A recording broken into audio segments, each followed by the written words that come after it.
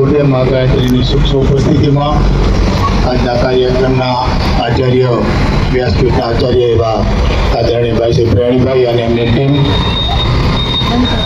બંને જિલ્લાની સમન્વય સમિતિના સંયોજકશ્રીઓ, સંગઠન સમન્વય સમિતિ, શક્તિ સરાવ માતાઓ, બહેનો, તુલસી ભાઈઓ, સૌના ચરણોમાં કોટી કોટી વંદન, સૌને પ્રણામ, સૌને જય ગુરુદેવ. સૌપ્રથમ તો આજે ખૂબ અગત્યનો દિવસ છે. ઘણા વખતથી આપણે સાંભળી રહ્યા છીએ, ભાઈ શ્રી પ્રણભાઈ આપણને માર્ગદર્શન ખૂબ કરી રહ્યા છે.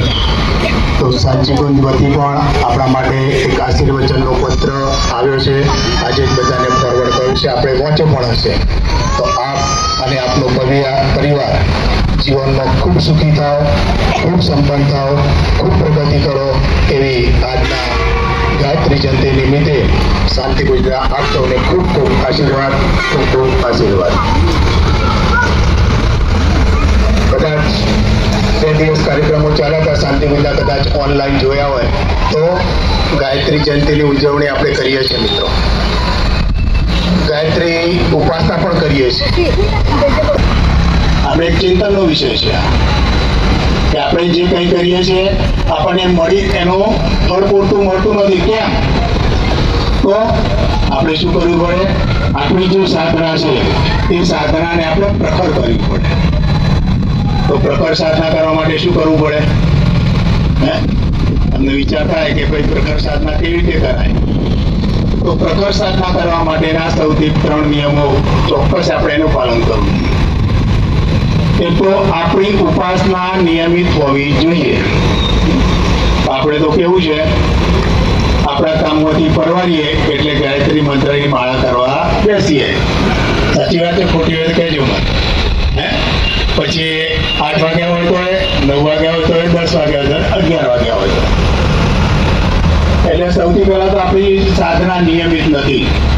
તો આજે સંકલ્પ કરી છીએ ગાયત્રી જયંતિએ કે અમારી સાધના અમે નિયમિત કરીશું. ભલે 10 વાગે કરો તો 10 વાગે, પણ 10 વાગે નિયમિત હોવી જોઈએ.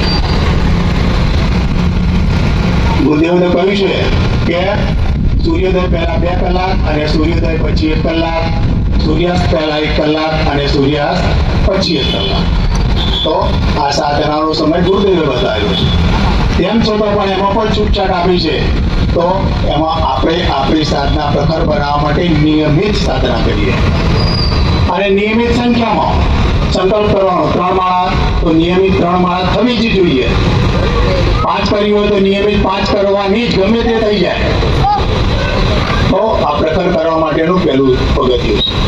બીજું છે આપણી જગ્યા.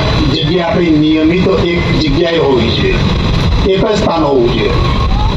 આજે આ જગ્યા ઉપર બેસીને કરીએ, કાલે પેલી જગ્યા ઉપર બેસીને કરીએ, એ ચાલે નહીં.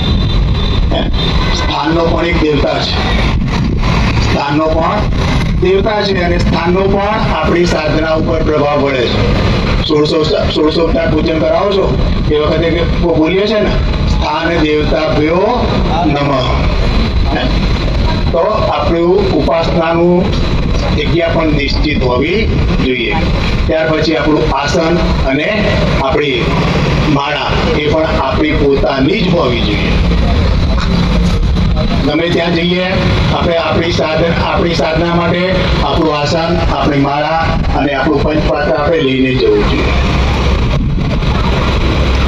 આ રીતે જો આપણે સાધના કરીશું તો આપણી સાધના ચોક્કસ પ્રગટ થશે. સાધના એટલી જરૂરી નથી, સ્વાધ્યાય પણ એટલું જ જરૂરી છે. સાધના સિવાય ભોજન નહીં અને સ્વાધ્યાય સિવાય શયન નહીં. ભૈયા ગઈકાલે જ કહેતા હતા, ગઈકાલે રાત્રે ભૈયા પ્રવચન હતું, કદાચ સાંભળ્યું હતું. તમારી પાસે નાની પોકેટ બુક ખિસ્સામાં હોવી જ જોઈએ. 2 મિનિટો 5 મિનિટો ક્યાંક સમય મળે છે, 5 મિનિટનો ઉપયોગ કરી લો. કદાચ એ રીતે તમને સમય નથી મળતો, તમારા બેડ ઉપર તમારા ઉસીપા એક નાની ચોપડી રાખો. સુઈ જતા પહેલા 5 મિનિટ વાંચી લો, 10 મિનિટ વાંચી લો, તમારી જેવી અનુકૂળતા, 5, 10, 15 મિનિટ. તો આ રીતે સાધના અને સ્વાધ્યાય આ બંને કરીશું તો આપણે જે કરવા માંગીએ છીએ આપણે કરી શકીશું. આપણને ઉન્નતિના શિખરો સર કરીશું. આપણે જે કંઈ મનોવંચિત આપણે ફળ પ્રાપ્ત કરીએ છીએ એ આપણે કરી શકીશું. અને આ ક્યારે થશે? ગુરુદેવની આપણી પાસે અપેક્ષા છે. ગુરુદેવની આપણી પાસે અપેક્ષા છે કે ગુરુદેવ લાર્જર ફેમિલી બનાવવા માંગતા હતા. આપણો વાંગ્મય ભાગ 1 યુગ દ્રષ્ટાનું જીવન દર્શન પાન નંબર 8.27 એની ઉપર લખ્યું છે એમણે કે બેટા હું લાર્જર ફેમિલી બનાવવા માટે માંગુ છું. લાર્જર ફેમિલી એટલે નમૂનાનું ફેમિલી.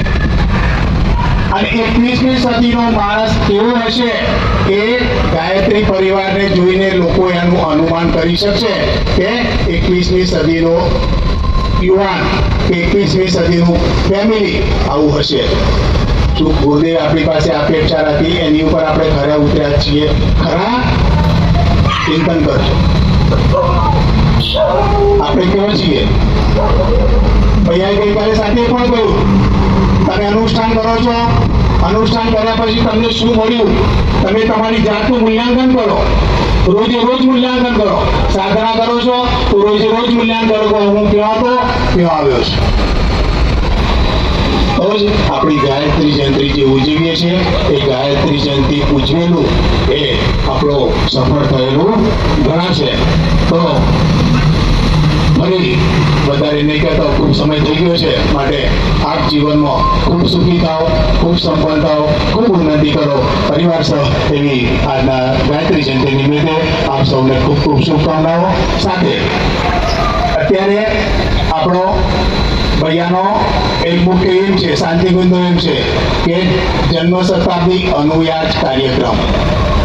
માતાજીની જન્મ શતાબ્દી ઉજવવાની છે. એક જ વર્ષ આ વર્ષ પૂરું થઈ ગયું 2026 એટલે માતાજીની જન્મ શતાબ્દી પૂરી થઈ જતી નથી. કેટલા વર્ષ ઉજવવાની છે આપણે? 5 વર્ષ. કેટલા વર્ષ ઉજવવાની છે? 5 વર્ષ સુધી, 2026 થી 2030 સુધી. તો અનુયાજમાં શું કરવાનું છે?